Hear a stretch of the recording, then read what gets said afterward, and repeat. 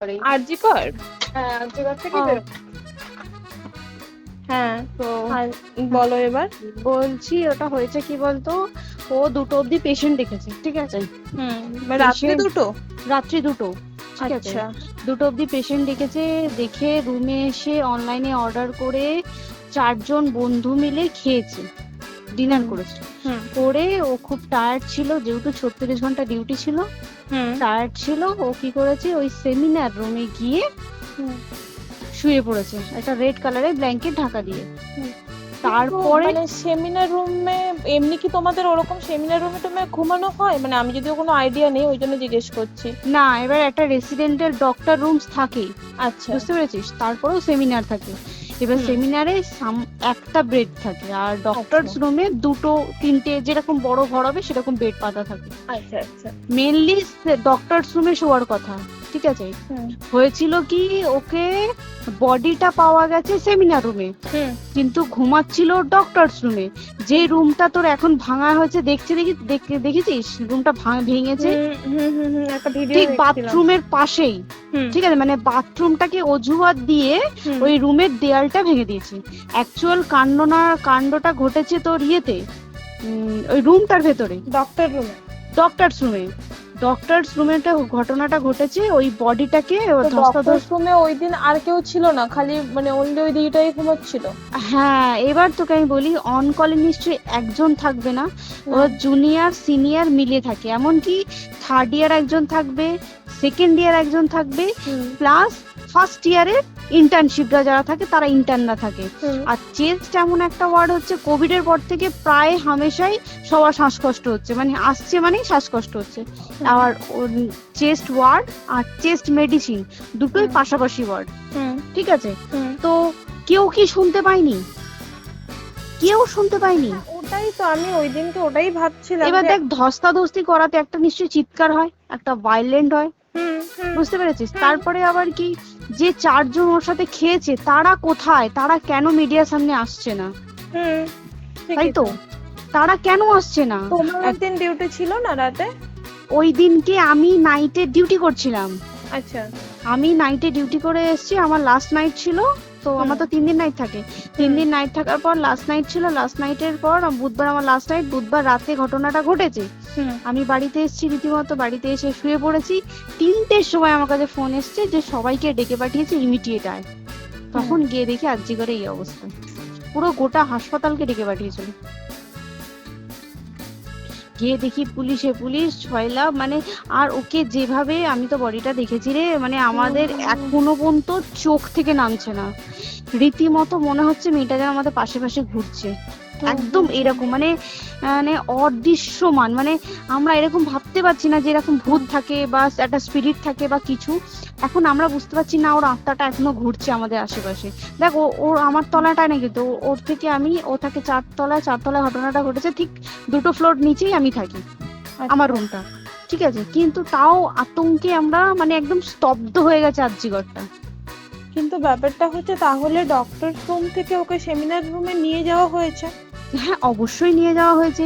এবার দেখ, নিয়ে যাওয়া হয়েছে, ওকে যেভাবে মারা হয়েছে এটা একার পক্ষে অসম্ভব, ইম্পসিবল। পুরোপুরি গ্যাং রেপ ছাড়া কোনো কিছু নয়। আর শুধুমাত্র রেপ নয়, রেপ করলো ছেড়ে দিল, ঠিক আছে, ওকে রীতিমতো মার্ডার করেছে। মানে হিসেব মতো যা বুঝছি, মানে তোমার কথাতে ওটা হচ্ছে ওর ওই বন্ধু বান্ধব মেবি জড়িত। এক্স্যাক্টলি, হয় ওর বন্ধু বান্ধব কেউ, ঠিক আছে, মানে 4জনের মধ্যে কেউ, আইদার ওকে এমন কিছু করতে বলতে। দেখ, বড় বড় কোম্পানিতেও তো এরকম হয়, মানে হয় তুমি আমার সাথে কম্প্রোমাইজ করো, নয় তুমি চাকরি ছেড়ে চলে যাও, হয় তো। এখানেও সেরকম কিছু একটা হয়েছে। যাকে যে ক্রাইম করেছে সেও কিন্তু নর্মাল ডক্টর নয়, কিন্তু সেও একটা ভালো পোস্টে র্যাঙ্ক করছে, বুঝতে পেরেছিস। তবেই কিন্তু পুরো ব্যাপারটাকে হসপিটাল চেপে যেতে চাইছে, পুরো ব্যাপারটা। তাহলে এই সিভিক যে, ও কোথা থেকে আসছে? এবার তোকে আমি বলি ওটা কোথা থেকে আসছে। আমাদের প্রিন্সিপাল চেঞ্জ হয়ে গেছে, ডেপুটি সুপার চেঞ্জ হয়ে গেছে, তারপরে আমাদের ওই অ্যাসিস্ট্যান্ট সুপার সব চেঞ্জ হয়ে গেছে। তারপরে যে ওয়ার্ডের ডাক্তাররা ছিল, সিস্টাররা ছিল, ওয়ার্ড বয়রা ছিল, মাসিরা ছিল, সবাইকে ডেকে এখন সাসপেন্ড করা হয়েছে। তারা কোথাও যেতে পারবে না, রোজ গিয়ে কোর্টে গিয়ে দেখা করছে। আজকেও কোর্টে গেছিল সবাই। তারপরে তারপরে তো তোর এগুলো হলো। তারপরে তোর কি বলে, আরে বল না, ওই সিবিআই এটা হয়েছে কি, মানে ও সেই সঞ্জয় রায় যে ধরা পড়েছে, অ্যাকচুয়াল কিন্তু ও নেই, ঠিক আছে? ওর এতটা ক্ষমতাই হয় না। ও অত রাত্রে কি করতে যাবে? ও অত রাত্রে ওখানে কি করতে যাবে? ও না পেশেন্ট, ও নাকি বলছে দালাল পেশেন্ট নিয়ে গেছে। তো পেশেন্ট নিয়ে যখন গেছে, দিদিটার রুমে যখন যাবে, নিশ্চয়ই দিদিটার রুমে কোনো কাগজপত্র দেখাতে যাবে। সেই অবস্থায় গিয়ে দেখে যে এরকম এরকম ঘটনা, তা ঝাঁপিয়ে পড়েছে ওর উপরে।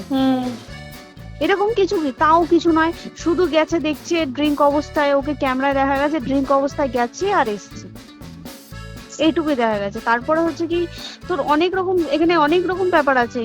যে দিনকে ঘটনাটা ঘটে তার ঠিক দুদিন পরে ওই সেমিনার বাথরুমের অজুহাত দিয়ে ডক্টর যে রুমের দেওয়ালটা আছে, ওই দেওয়ালটা ভেঙে দিয়েছে। কেন? প্রথমে ওকে বললো সুসাইড করেছে, আমাদের যখন ফার্স্ট খবর আছে তখন সুসাইড করেছে। তারপরে যখন হসপিটালে যাই তখন গিয়ে শুনছি নাকি না, সুসাইড করেনি, এটা রেপ করেছে, রেপ করে মার্ডার করা হয়েছে।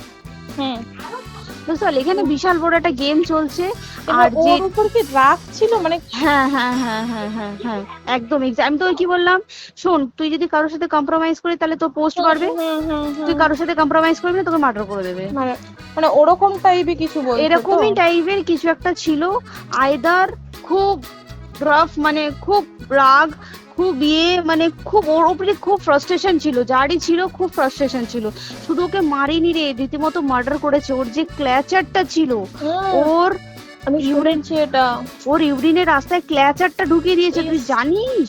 মানে কি বলবো, মানে ওকে দেখা যাচ্ছে না, আমরা তো দেখেছি নিজের চোখে, ওকে দেখা যাচ্ছে না। মানে একটা মৃত্যু কতটা, মানে এই তো প্রচন্ড কষ্ট পেয়ে একটা মেয়ে মারা গেল। আর ওর যে গলাটা চেপে ধরেছে, ওর ওই চেপে ধরাতে মানে এতটাই জোরে চেপে ধরেছে যে চোখ ফেটে রক্ত বেরিয়েছে। বুঝতে পেরেছিস? মানে কি বলতো, যদি ধরা পড়ে না, উচিত মানে যারা এটার সঙ্গে দায়ী না। আর এই যে সিবিআইটা হয়েছে, সিবিআইটা একমাত্র আমাদের জোরেতেই সিবিআইটা এসছে। মানে আমরা ওই সঞ্জয় রায় একার পক্ষে সম্ভব না এইসব। তারপরে পোস্টমর্টম রিপোর্টে তুই জানিস ওই আমাদের ভাজাইনা থেকে 150 গ্রাম স্পাম বেরিয়েছে।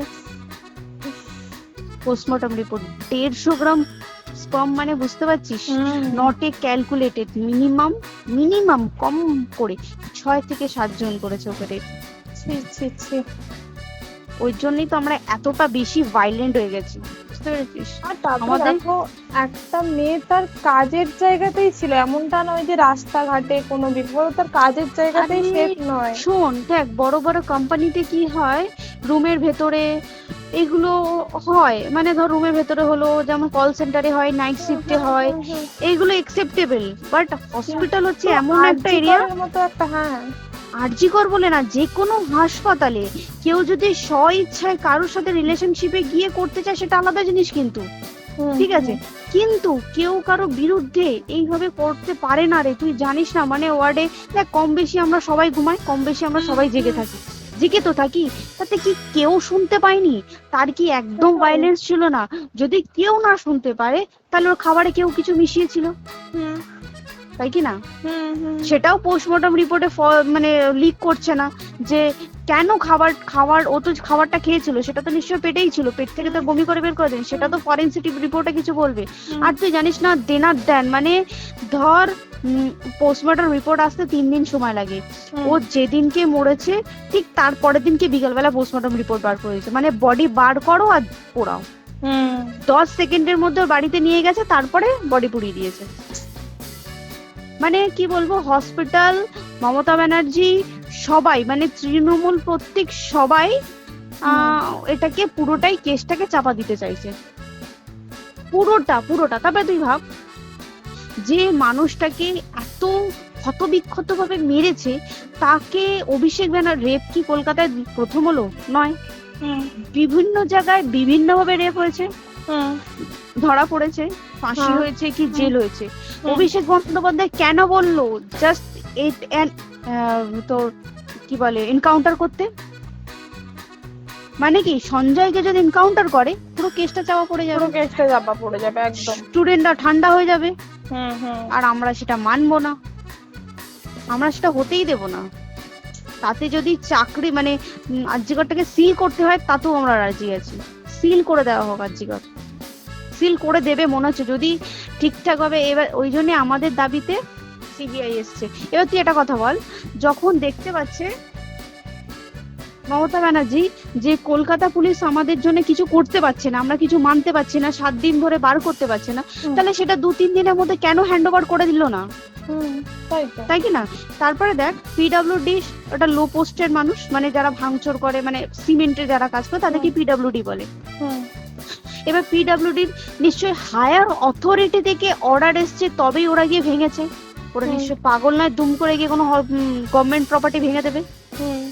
অর্ডারটা কে পাস করলো যে এখনই চেস্ট ওয়ার্ডটাকে ভাঙতে হলো? সিবিআই আসা পর্যন্ত অপেক্ষা করতে পারতো। কারণ আজকে অত বড় বিক্ষোভ হবার কারণ কি হচ্ছে? একটাই কারণ, যে মেয়েটি মারা গেছে ঠিক আছে, কিন্তু তাকে এত বেশি মলেস্ট করে, এত বেশি রেপ করে বা বেশি ওকে মেরেছে, তার কি কোনো প্রতিবাদ নেই? তুই কোথায় সেভ পাবি তুই আমাকে বল? তুই ধর চাকরি ছেড়ে আজকের সরকারি চাকরি ছেড়ে তুই প্রাইভেটে যাই, প্রাইভেটেও তো তাই একই অবস্থা, একদম প্রাইভেটেও একই অবস্থা। তুই কোনো চায়ের দোকান খুলে বসবি, অনার্সশিপে তুই বসলেও তাও এসে তো হাজার ছেলেরা থাকে, হাজার ছেলেরা টিজ করে, তুই কোথায় কি করবি? তাহলে আমাদের সেফটি কোথায়? আমাদের মুখ্যমন্ত্রী মমতা ব্যানার্জি সে একটা লেডি হয়ে তাহলে আমাদের কি সেফটি দিয়েছে? আমাদের কি লক্ষ্মী ভান্ডার দিলে this is a problem solve? পুরো মাসের আমাদের কি সব খরচা চলে যায় লক্ষ্মী ভান্ডারে? জানি না, আই ডোন্ট নো। মানে আমরা প্রচুর খেপে আছি, প্রচুর। মানে এর বিচার না চাওয়া পর্যন্ত তুই ভেবে চল কি এটা সলভ হবে না। আমরা বিচার নিয়ে আমি 2 দিন ধরেই ভাবছিলাম তোমাকে ফোন করবো, কিন্তু মানে এটা ওটাতে হয়ে উঠছে না। আর তোমাকে তো আমি ওই দিন রাতেই হোয়াটসঅ্যাপ করলাম না, এবার তখনই না আমি ব্যাপারটা অতটা বুঝতে পারিনি। আর আমার তার পরের দিনই ভোরবেলা ডিউটি, তা আমি খুব সাবধানে থাকিস, খুব সাবধানে থাকিস। হ্যাঁ তাই তো, এখন মানে তোমরাও সাবধানে থাকো সবাই। কি বলবো বল, কিছু বলার নেই। দেখ আমাদের মধ্যবিত্ত মানুষরা আমাদের চাকরি করে খেতেই হবে, সোজা কথা, তাই কিনা বল? বাবা এত পুঁজি নেই যে বসে বসে খাবো, ঠিক আছে? সেই মেন্টালিটিও নেই, যদিও থাকে মেন্টালিটিও নেই। হ্যাঁ এবার পুঁজিতে খাবে। এবার একটা কথা তুই বল, চাকরিটা কোথায় গিয়ে করবো তুই একটা বল? কোন স্টেটে গিয়ে চাকরি করবো তুই আমাকে বল? ওই যেমন মানে এটা হয়তো আমার মা যেমন বাড়িতে থেকে 7টার মধ্যে ঢুকে যাও, দিদিকে তো ধরো অনেক রাত অব্দি 9:30 10টা অব্দি ল্যাবে থাকতেই হয় না। এবার তুই কি করবি বল? কি করবি বলো তো? এখন কিছু করার আছে? দেখ ল্যাবেও তো সব ছেলেরা আছে, ছেলে আছে মেয়ে আছে, তুই কাকে বারণ করবি? তুই কাকে বিশ্বাস করবি বল? তুই ধর কলিগদের সাথে খেতে বসেছিস, ঠিক আছে, তোর টিফিনটা যদি কেউ চাইলো তুই তাকে না দিয়ে পারবি? না একদমই। আর কার মনে যে কি আছে সেটাই তো কি বলবি বল? এবার তুই বল, খাবারটা যে খাবি, তোর টিফিন কেউ চাইলো বা তোকে যদি কেউ বললো একটু খা, যেমন আমরা শেয়ারে হয় স্কুলে, যেটা আমাদের হয়, যেটা হ্যাঁ স্বাভাবিক, এটা সবার, এটা তো স্বাভাবিক। তুই বল তাতে যদি এরকম অবস্থা হয় তাহলে কি করবে মানুষ, তুই আমাকে বল? আজকেও তো তাই আমাদের দেখ না 11টা থেকে আমাদের তোর ক্যান্ডেল দিয়ে হোয়াইট ড্রেস পরে সব শ্যামবাজারে এক করতে হবে। এখন আবার বৃষ্টি শুরু হয়েছে, কে জানে কি করবে, বৃষ্টি শুরু হলো, কি হবে জানি না। ঠিক আছে গো, টাটা। হ্যাঁ চল টাটা।